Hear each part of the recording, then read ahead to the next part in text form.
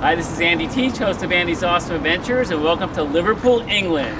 Yeah. As a Beatles fanatic, when I planned my 2-week trip to the UK, of course I had to visit Liverpool, the home of the Beatles. However, what surprised me about Liverpool was that I found a lot of impressive early 20th century architecture and a renovated pierhead area where we took a ferry across the Mersey. Let's start with the statue of the Beatles, which drew me to it like a musical magnet. It was unveiled in December 2015 and was donated by the Cavern Club, where the Beatles performed many times. If you look closely, there's a lot of symbolism here. Paul McCartney carries a camera, possibly in a nod to his first wife, photographer Linda Eastman.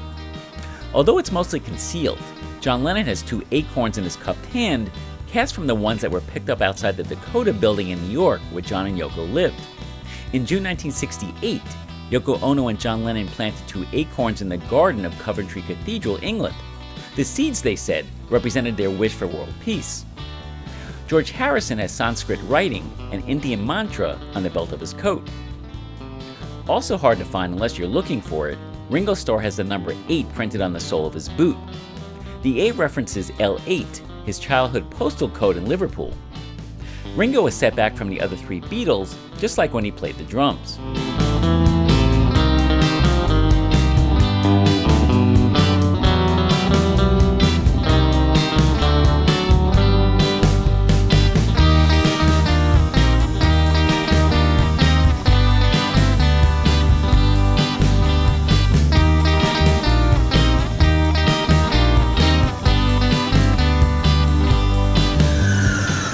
Last played in Liverpool at the Empire Theatre on December 5th, 1965, but they never really left.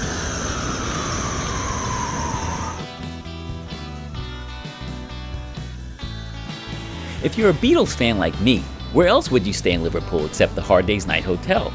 It has 110 rooms and is housed in a building that dates back to 1884.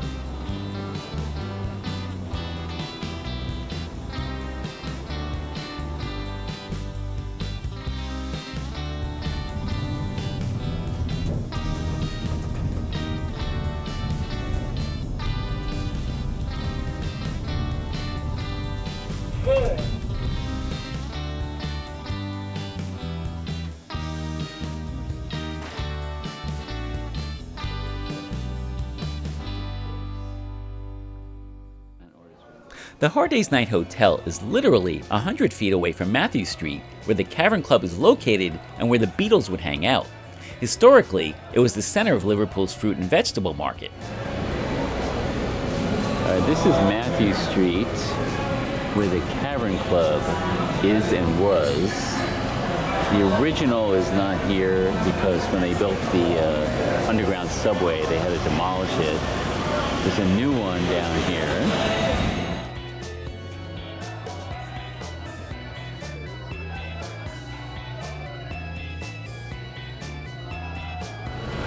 Hello, John.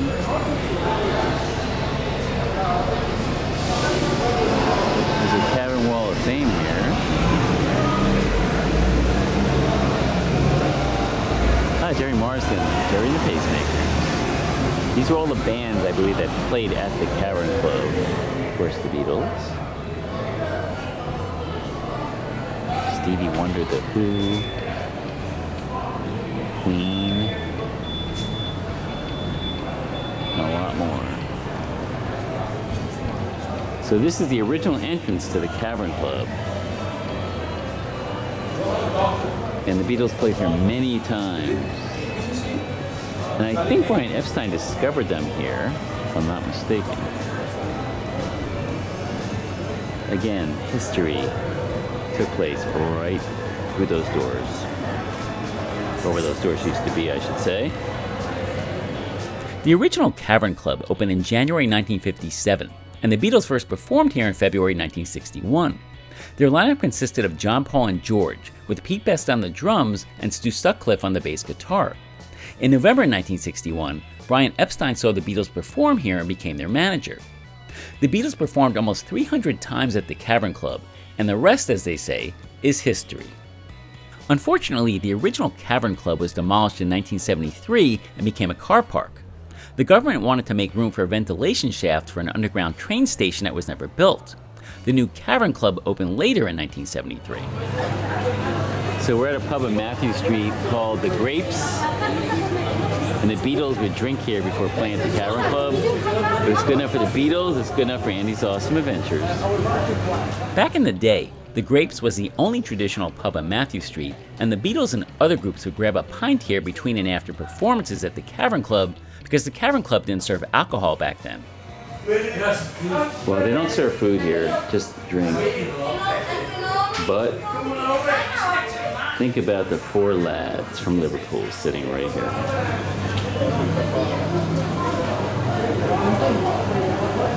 Mathew Street, birthplace of the Beatles. Well, we made it down to the dock area, and that is the River Mersey.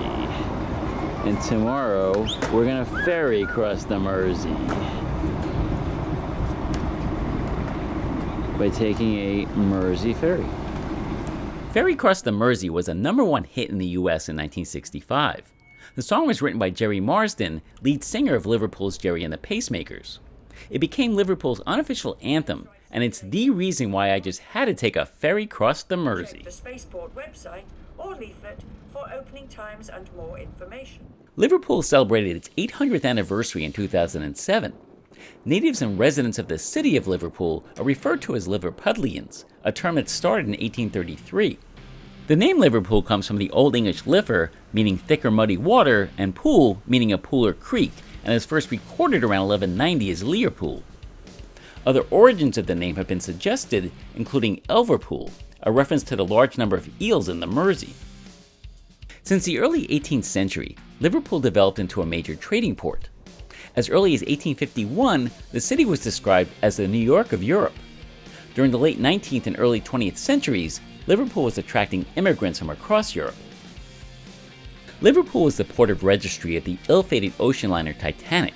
The ship sank on its maiden voyage in April 1912 with the loss of over 1,500 lives, including numerous Liverpudlians. A memorial to the engine room heroes of the Titanic is located on the city's waterfront. During World War II, Liverpool was heavily bombed by the Germans and suffered a blitz second only to London. More than 2,500 people were killed, and almost half of the homes in the metropolitan area suffered damage. There were flaws in the reconstruction after the war, and the historic portions of the city that had survived German bombing suffered extensive damage during urban renewal. In the 1960s, Liverpool was the center of the Mersey beat sound, which became synonymous with the Beatles and other Liverpool rock bands, many of whom were influenced by American rhythm and blues and rock music. The Liverpool airport was renamed for John Lennon, the first British airport to be named in honor of an individual. From the mid-1970s onwards, Liverpool's docks and traditional manufacturing industries declined due to restructuring of shipping and heavy industry, causing massive losses of jobs. By the early 1980s, unemployment rates in Liverpool were among the highest in the UK. After that, Liverpool's economy began to recover. Since the mid-1990s, the city has enjoyed growth rates higher than the national average. Here we can see the Pierhead area of Liverpool, which includes the trio of harbour buildings known as the Three Graces. From left to right, the Royal Liver Building, the Cunard Building, and the Port of Liverpool Building.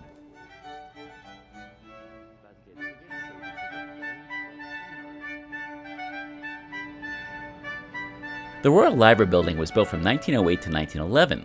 It was for a short time the tallest building in Europe when its 90-meter height was reached in 1911.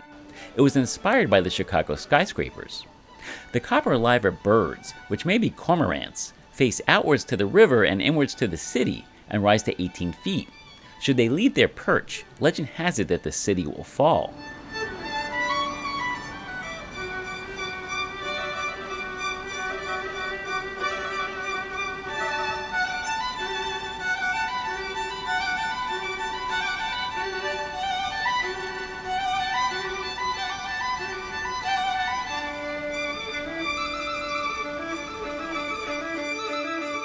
The Cunard Building was built from 1914 to 1916 and is named after Canadian Samuel Cunard, owner of the famous shipping line.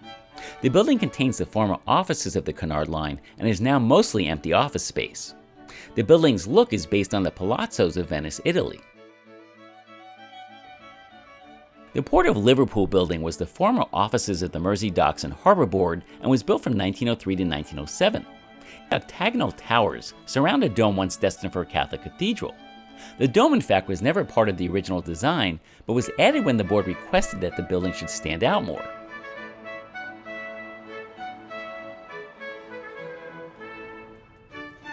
When we first arrived in Liverpool at the Liverpool Lime Street station, we took a taxi to our hotel and passed by St. George's Hall. The facade of St. George's Hall features Corinthian columns and statues. Its Great Hall is often used for concerts, while this side of the building holds the Liverpool Register office. Liverpool Lime Street Station is one of the main train stations in Liverpool, and it opened in 1836. Here's a quick look inside.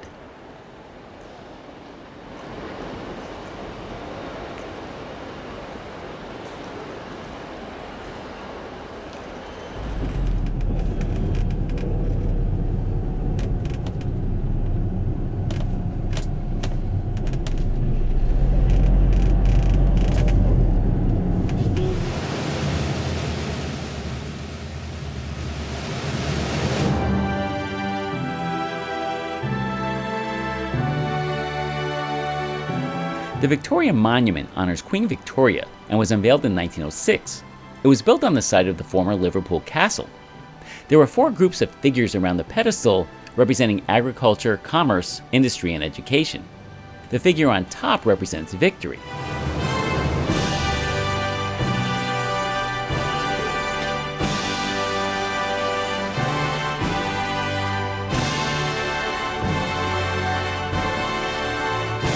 Liverpool Town Hall was built in 1754 and was rebuilt in 1802 following a fire. It is where the Liverpool City Council meets every 7 weeks. We saw an environmental protest in front of the Town Hall when we were there. We run into our protest